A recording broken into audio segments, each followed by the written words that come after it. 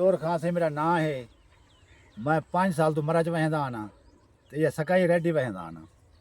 मेरे को ही वैरायटी नाल प्यार है बस। कितने एकड़ लाई खड़े हो मिर्च? मेरी मरज है 11 एकड़। अच्छा, या पिछले साल सकाई रेट दी चोखी औसत ही है? पिछले साल सही 65 माना ये सुकी। और क्या रेट बेची आई? 15 16 12 इतना ही दरमियाने में बेची आई। 16,000 12,000 15,000। और इन साल जिमें तोरा फील्ड है, इस साल तो मेरे को फील्ड तकरीबन जरा है ना इंशाल्लाह अल्लाह दे हुक्म नाल जरा है। मेरे को तवक्को है कि 80 मानी आसी खुश्क मिर्च। खुश्क मरज।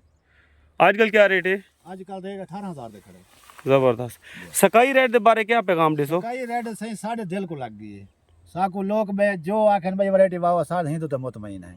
जबरदस्त।